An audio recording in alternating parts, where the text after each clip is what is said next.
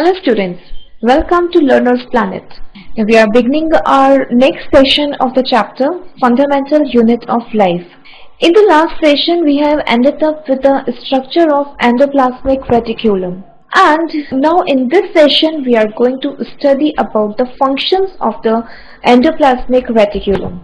Besides this endoplasmic reticulum, we have already studied about the plasma membrane, nuclear membrane or the nucleus and the cytoplasm. And we have seen that how this endoplasmic reticulum forms a network which begins from the nucleus till your plasma membrane. So now this network, how it is playing the major role in the cell, that's what we are going to study now in this session. So the functions of endoplasmic reticulum, first we can say it is forming a cytoskeleton. We have seen that it is starting or it is communicating between the nuclear membrane and the plasma membrane. So the entire space in between these two structures is covered by the endoplasmic reticulum. So these network, they are made up of lipids and proteins, and thus as they run from in the entire cytoplasm, they provide mechanical support to the cell. How? That we will study in detail further. Besides this, they can participate in the intracellular transport of material. Now, as they are tubular in nature and they are secreting or synthesizing various kinds of chemicals, as well as they are the major site for most of the metabolic activities. So these are actually not only simply a site, but rather they are also helping in the transportation of material from one site to the another. So this tubular network is forming a intra and intercellular chain of network within the cell as well as outside the cell. For what? For the transport of various material. Besides this, they are majorly involved in the biosynthesis of proteins and lipids. Not only proteins and lipids, many other products are synthesized by these structures. Also, they are involved in different other kind of metabolic activities, like addition of glycosyl units in the various compounds, or we can say like in the drug metabolism. Besides this, they are involved in the detoxification of toxins in liver. This is a special characteristic which is shown by the smooth endoplasmic reticulum and is generally taking place in the liver. So now let us study each and every point in detail now. So the cytoskeleton. Cyto means cell and skeleton means framework. So the endoplasmic reticulum is basically forming this supporting type of framework. It is actually a framework, it is a body line. You can imagine your own system. The higher organisms, they are having an internal skeleton which is made up of bones and the muscles. And then entire structure is actually formed or it is supported by the bony structures.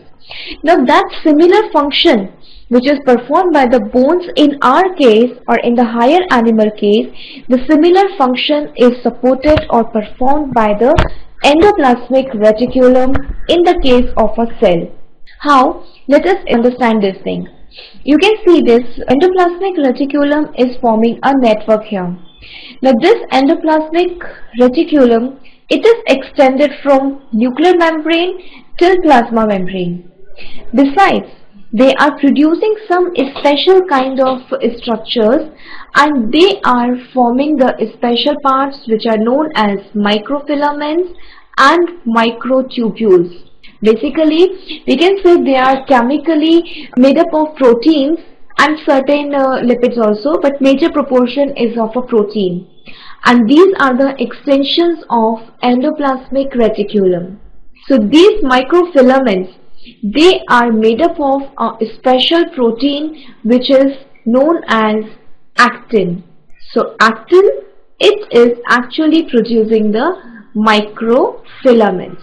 So besides the microtubule, it is made up of a special protein known as tubulin. So these tubulin and your actin, they are the contractile type of proteins, and thus they are forming these structures here, which is supporting the cytoskeleton or the internal structure of the cell. Not only this much, the contraction of these proteins will also help in the internal movement of the particles or the substances. So they can help in the locomotion of unicellular organisms, as well as they can help in the cyclosis process also. That means circulating various substances or the organelles from one part to the other part of the cell. Now these filaments, they appear as the extensions of the membranes here, whereas the microtubule, they exist in the form of tubules.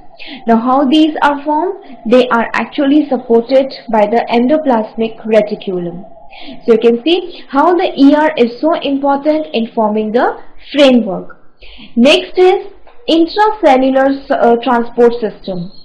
Now the chemicals or the various materials which are produced by these structures, they are transported to another target site via this tubular structures only, or this network only.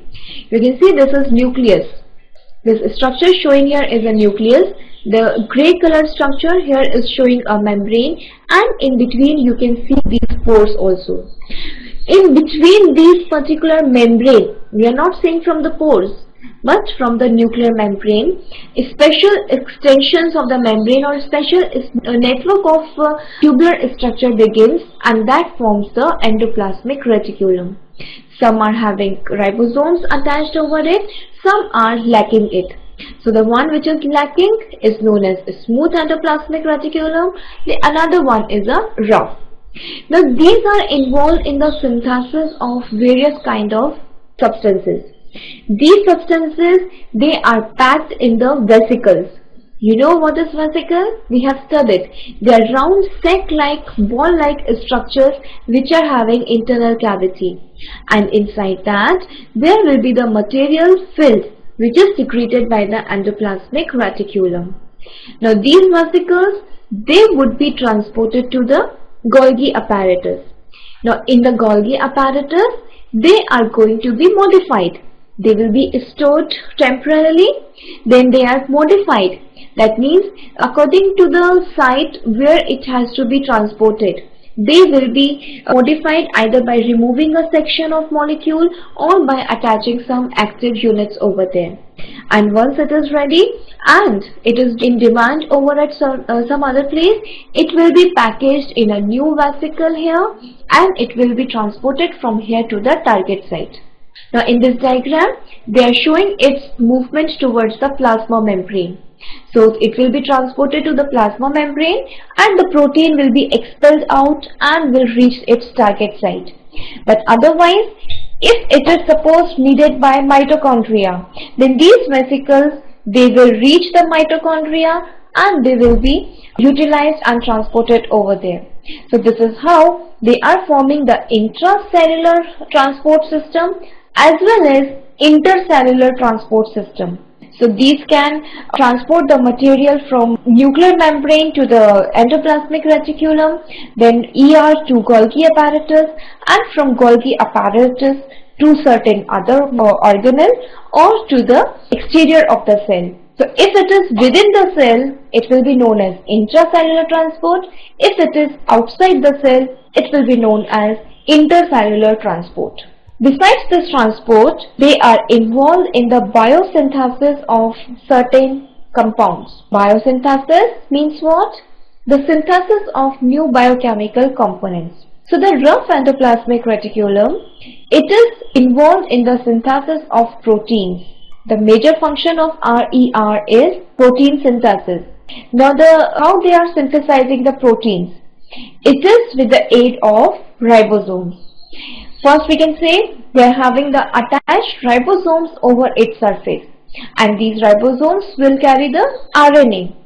and then they are going to take the help of the enzymes which are present in the rough endoplasmic reticulum, and with the help of those enzymes and the regulator molecules, the synthesis would be completed. So rough endoplasmic reticulum supports protein synthesis due to two reasons. One is because of the attached ribosomes, and second is due to the presence of required enzymes and the regulators in the lumen or in the membrane over there, and thus the proteins are synthesized. Besides this, the smooth endoplasmic reticulum, they do not synthesize proteins as they do not have the ribosomes. So what is the function of this SER here now? It is involved in the process of lipid biosynthesis. So the major function of SER is a lipid biosynthesis. Now again, the raw material which is required for the lipid biosynthesis in terms of its substrate, that is the raw material or the reactant, and the enzymes, they are provided by the membrane of the smooth endoplasmic reticulum and from its lumen. So this is how they are able to synthesize lipids inside there. Not only this much, they are also involved in the other kind of metabolic reactions. For example, certain oligosaccharides, they are synthesized by the endoplasmic reticulum only. Glycosylation of several compounds, like some molecules which are synthesized by some other part of the cell, they need activation by the attachment of special units over that. So this attachment of such a special unit is performed by the endoplasmic reticulum. Now the lipids and the proteins which are synthesized by this RER and SER, they are playing a very important role in the living system. Can you think how? Lipids, they can function as a hormone, they can function as a regulator. In our body, most of the hormones, they are steroids, and steroids, they are a kind of lipids. So now you can think how these lipids are important here. And they are of course synthesized by the smooth endoplasmic reticulum. Also, regulator means either they can activate the system or they can inhibit the system according to the requirement. So this is how the lipids are so important. Proteins, they can function as the enzyme. What is an enzyme? It is a biocatalyst. Biocatalyst means what? It is accelerating rate of reaction. Whatever metabolic reactions are going on in our body, they are actually controlled by the enzymes. So these enzymes, they are chemically proteins, and proteins are of course synthesized by the endoplasmic reticulum, rough endoplasmic reticulum. Besides this, they can function as a regulator in either positive way or as in a negative way also. So thus we can say how important this ER is, and how it is involved in the maintenance of a living system. Now these particular proteins and lipids, they are the major part of the membranes, whether it is a plasma membrane or it is any other cell membrane present inside the cell. Each is made up of lipid and protein. And where these lipid and protein are coming from? Of course, it is from the SER and the RER respectively. Now this process in which the lipid and protein together they form the membrane of the cell, the process is known as membrane biogenesis. You can see structure of membrane here. These are the lipid molecules. These yellow heads with the black tails, they are the lipid molecules, and they are forming the bilayer structure. Within this bilayer structure, there are various protein molecules. You can see these proteins, they are totally embedded in the membrane. So these are functioning as the channel, and thus they support the transport of various material. Besides, there are certain molecules which are present on the surface. Now these can serve as what? They can function as a receptor molecule. They can help in the recognition of various signal molecules exterior or interior to the cell. Now, besides this, certain molecules are there on which some carbohydrate chains are present. Now, this attachment of carbohydrate chain over the molecule will also a part of a ER function. The another function of endoplasmic reticulum is detoxification. You know what is detoxification? Toxins means some poisonous compounds, and detoxification is a process by which the poisonous effect of toxin is removed, or breakdown of these toxic material is known as detoxification. So this detoxification, or we can say the metabolism of the toxic substances, takes place in the liver cells, and in the liver cells of vertebrates. And what is the site of this detoxification? It is a smooth endoplasmic reticulum. So therefore, this particular SER plays an important role in the removal of poisonous compounds from the body. These are also involved in some drug metabolism. You must be experiencing this fact that when you eat some antibiotics or several drugs, you feel some acidity, you feel the change in your digestive system. So why is it so? It is because it is directly affecting our liver. Now, if it is not controlled, it may cause major problems also. So this control or this conversion of these drugs is also taking place. It is also a part of endoplasmic reticulum. So endoplasmic reticulum, they are also involved in the metabolism of drugs besides these particular toxins. So now these are the important functions of endoplasmic reticulum. Further, let us continue with the ribosomes. Now these ribosomes, they are the special units which are present over the membrane of the endoplasmic reticulum and thereby making its appearance a rough appearance. So these ribosomes, we said they are also involved in the synthesis of protein molecules. So now let us study the details of this particular structure. They are small, dense, spherical, granular units. Now you can imagine that how they must appear. They are so round, or they are so small units that are actually scattered in the cytoplasm. But cytoplasm of what?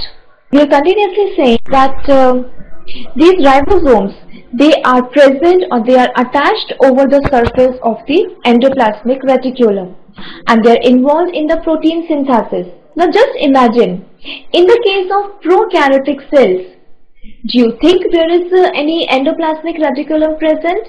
No, it is a membrane bound organelle and it is absent in the case of prokaryotic structures.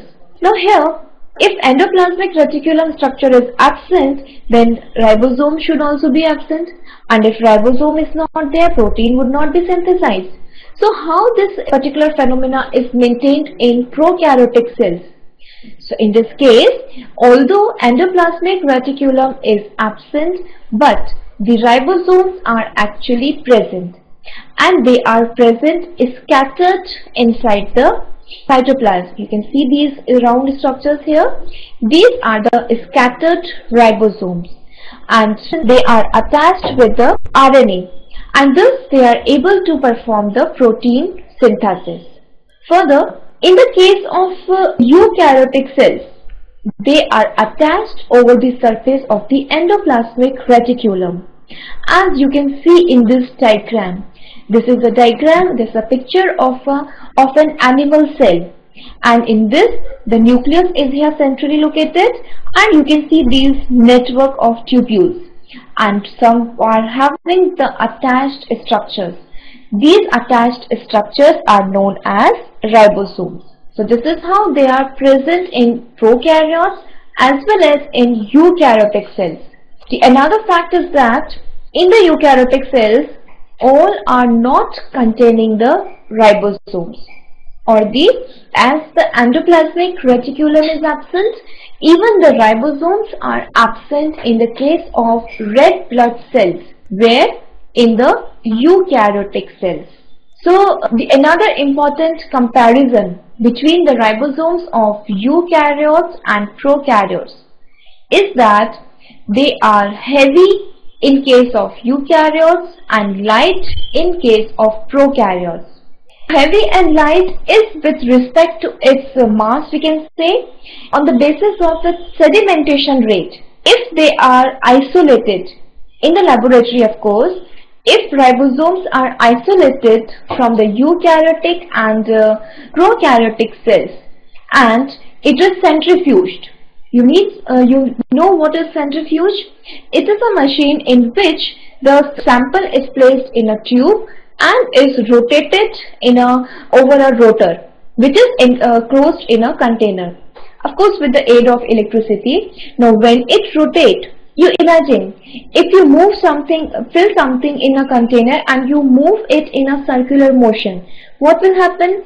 If the speed is in a controlled way, it is smoothly going on, then whatever material is there, the solid particles, they tend to settle down. And this settling down is known as sedimentation. So in case of these ribosomes, when they are centrifuged or they are circulated in this particular machine, then what will happen? This particular ribosome will tend to settle down towards the base of the tube. But the sedimentation rate is different in eukaryotes and in prokaryotes. In eukaryotes, it will go to the lower side. It will be more. Whereas in the prokaryotes, it will be towards higher. The level is going to be higher as compared to the eukaryotic ribosomes. So how is it possible? Heavier particles tend to settle down faster. The lighter particles, they will sediment at a slower rate. So this particular study reveals out that the ribosomes of eukaryotic cells are heavy and that of prokaryotic cells are light, and this light and heavy weight is with respect to its sedimentation rate. In case of, let us now study about the structure. So structurally we can say these ribosomes, they are made up of two subunits. They are having two parts, whether it is a prokaryotic cell or it is a eukaryotic. In each case, the ribosome contains one larger subunit and another smaller one. And chemically, these are comprised of ribonucleic acids and various proteins. And of course, it is membrane-less structure. Now, these subunits which are shown here, we can see in the diagram also, these two subunits, they are the two parts of the ribosomes. The yellow part is showing the small subunit and the bluish one is showing a large subunit. And these together, they hinge together and performs their own function. Now these two units, they are not permanently attached with each other. They can get separated according to the stage of its function. Ribosomes are involved in the protein synthesis. And to synthesize protein, they need a RNA also. So you can see this small ridge here. You can see this hole inside. So RNA will actually cross this particular structure. Like a pearl, there is a pearl in which a thread is inserted.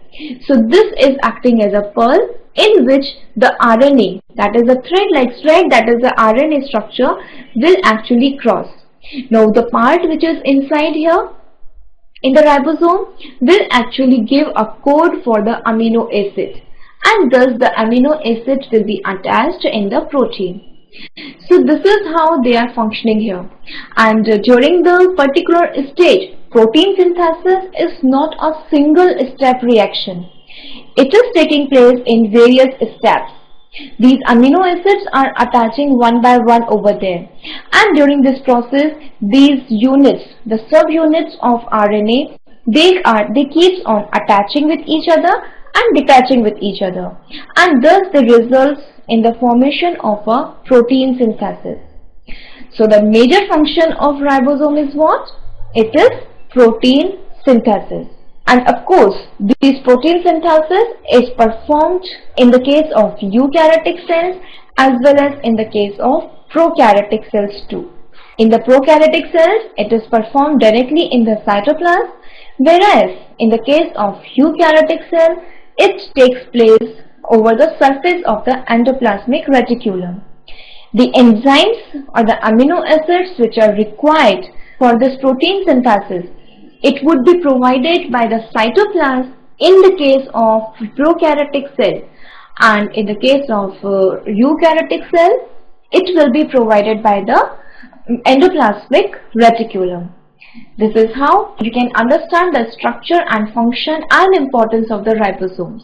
So this is all about endoplasmic reticulum and the ribosomes. Next we will continue with the Golgi apparatus. Thank you so much for now, and see you in the next session. Have a nice day.